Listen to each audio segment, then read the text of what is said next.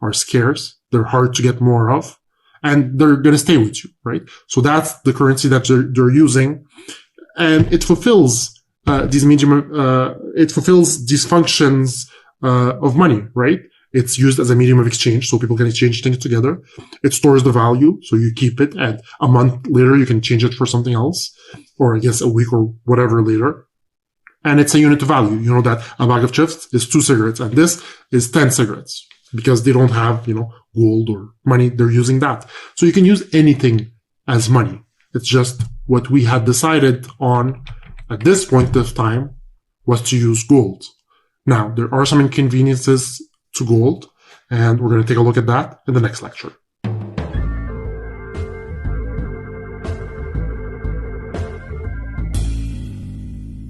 So we've used gold for a while, but then we started realizing that, there are some problems with using gold, and that there might be something we can add onto it to make it better to use. And this is when paper bills came along. So between the years 600 and 900s.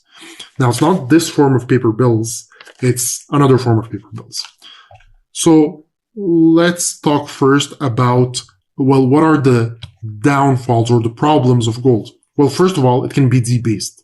What does that mean? Well, somebody can take a brick of gold, a coin, melt it, add some things to it, and make 2 more coins, or make a coin and a half from it. So basically, it can be debased. Can fluctuate. So the supply can fluctuate. So I have an example here, the California gold rush. This hasn't happened often. The California gold rush is one of the only times, or maybe another time too, where we found a huge supply of gold. And what happens when the supply just increases like that? Well, the gold you have in your pocket suddenly isn't worth as much, right? It's hard to transport. So if you need to pay somebody a huge amount of sum, we're going to be carrying a lot of gold, which could be dangerous in those times, right? I guess you can imagine. It's dangerous now. Issues with having multiple denominations. So you have a brick of gold, you have a coin. You can only have, so many denominations. Right now with paper bills, you have, $10, a $20, $100, a 5. You have coins, $1, a cent. So multiple denominations. That was an issue with gold. And limited supply. So, there's a finite amount of gold on the earth. So those are all problems with gold. Now, started using paper money between the year 1600 and 1600 by the Chinese. It was only adopted by the Europeans in the 17th century. So, Chinese started using it way before Europeans. And the form of this money was just IOUs. Okay, so it's an IOU. It's a piece of paper that says I owe you this amount of gold. So the way it worked was basically you had these shops that opened, and they were basically just banks. And you would go there, and in this bank, you could give this banker your piece of gold. So you go there and you tell them, hey, keep my coin, and the banker gives you an IOU. So this IOU is basically just a piece of paper, okay, that says I owe you, this gold coin. Now you here, you have this IOU because you don't want to keep this gold coin on you. You can go in the city,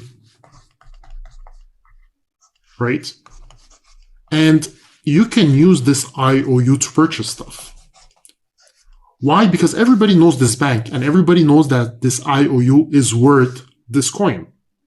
So if you go here and you buy something with this coin, with this IOU, well, the person that gets it from you can go back to the bank and redeem the gold coin for the IOU. Now, what happened is this made it very easy for people to, buy things.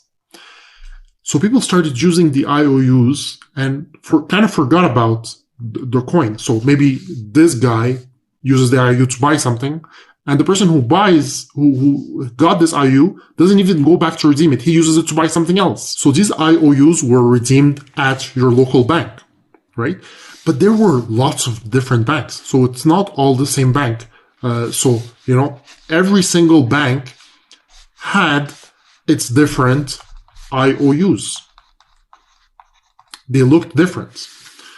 Okay, so for example, I live here in Montreal. If I would have went and deposited my gold coin at this bank and I took the IOU, if then tomorrow I go, let's say this is Montreal, MTL, if I go to Toronto, okay, let me put it in the same color here. Okay, if I go to Toronto and I go there and I try to buy something with my paper bill here, well, the store is going to be like, what is this IOU here? My bank can't redeem this. I can't use this. The only way I can use this IOU is if I go all the way to Montreal to your bank and exchange it there. So I'm not going to value this IOU at its fair value. I might, say I'm only going to value it at 75% of its value because I need to go all the way to Montreal to pick up my coin. So you had multiple banks everywhere, right? And each bank had its own IOU. Within the same city, you had multiple banks. So yes, it was a step up from just using the coin, but it was also not very efficient. Now, a problem that started happening is that these banks were not really, great. It's just anybody could open their bank if they had the capital, So a bank could go belly up anytime, and then your IOUs are worthless, right? So what these banks started doing is, let's say this bank here had 4 coins, okay? And it issued 4 IOUs for them. Now, the bank knows for a fact that, well, not for a fact, but it kind of guesses that not all 4 people are going to come and redeem the 4 coins at the same time. So what they started doing is saying, well, you know what? I can lend out 2 of these coins and make interest on them, loan them to people and make interest on them. And I'll keep 2 of these coins here in reserve. So if 2 out of the 4 people come back, I'll have their coins, but I'm going to lend away these. And this is what we call fractional reserve banking, okay? And this is something that happens, today, okay? You deposit money at the bank, they don't keep all your money there. They loan it out, right?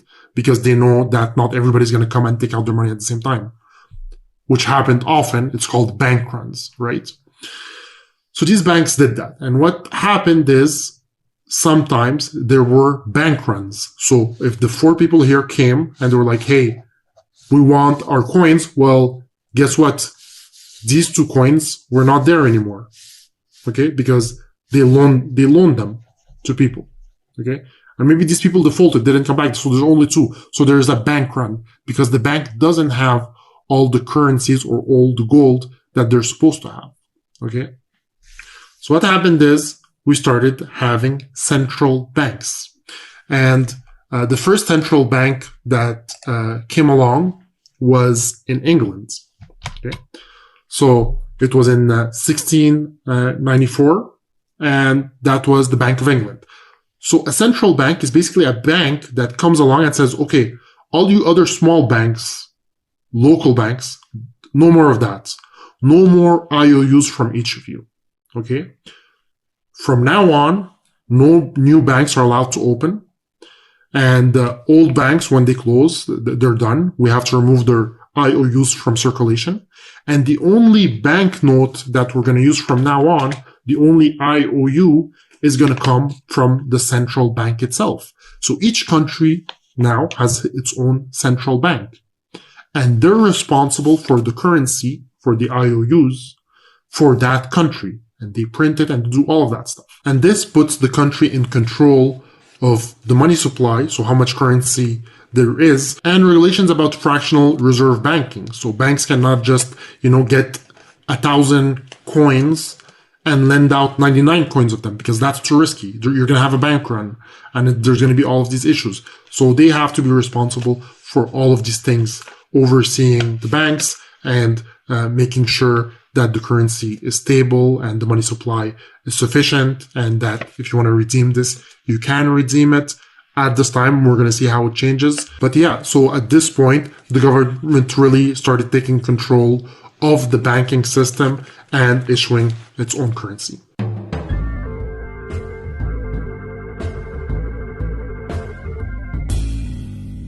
So by the 17th century, IOUs started being very popular and they were used in many countries. Now, the problem is that these countries started printing way too many of them. And that obviously causes issues between, competing countries that use each other's currencies, but also within the country itself, right? So it was apparent that we needed to back up our currency. And this is where the gold standard came in. And it started being used in 1879 by the US. And what the gold standard is basically a system that backs up its currency by gold. So basically we can say that this piece of paper here is worth X amount of gold. So the US adopted the system, and at that time you could exchange 1 ounce of gold for $20.67. So if you went to the government and you gave them an ounce of gold, you would get that. And if you gave them $20.67, you would get back an ounce of gold. That was, the deal that you had with the government. And what this did is really, it limited, governments and banks' excessive use of paper currency. So they couldn't just print as much as they wanted, right?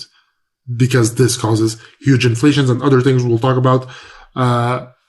Because, the currency has to be backed up by gold. So they can't print as much as they want. And this is the system that was adopted since that period. There was issues. And this is, the golden age. It's that time where your currency was backed up by gold. You could go to the bank or your government and say, give me back my gold. And you get back your gold. So if you look at a paper bill, here is a $10 bill here. And you can see here, it says, this certifies that there has been deposited in the Treasury of United States of America. You have a $10 in gold coin. And it says here, payable to the bearer on demand. So you go with this $10 bill, they'll give you your actual gold coin, because this piece of paper here is worthless. It's actually nothing. The actual money is the gold. So you gotta go back in time, because right now when I tell you, a $10, you're like, $10 is $10.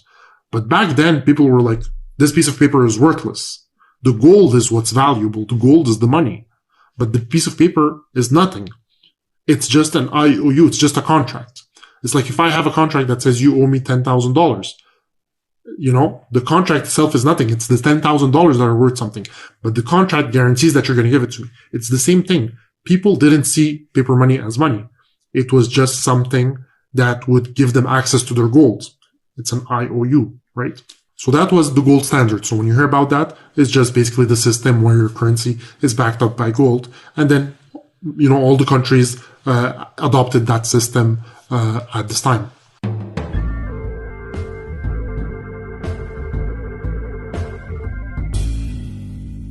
So at this point, we're under the gold standard, but not for too long, right? So we're under the gold standard as of 1879, but then World War I happens, right? In 1914, okay? And at this time, we needed way more cash to spend than we had in actual gold, right? So the government at that time just printed way more money than it actually had. After the war, it came back and got back being on the gold standard. But then again, with the Great Depression in 1929, all the governments needed to print way more money to stimulate the economy, right? Because the more money there is in the economy, the more cash people have, the more they spend, right? And instead of hoarding their money, they're going to spend it because they know there's more of it. It's going to get devalued. If there's more of something, it's worth less. So people are going to spend it because, there's way more of it. So, but when you print so much cash, then you can't really back it up. So in the 1930s, the UK and the US stopped redeeming cash. And that was under Roosevelt for gold coins, right? Main reason, not enough gold to back the amount of currency they wanted because they wanted to increase the money supply.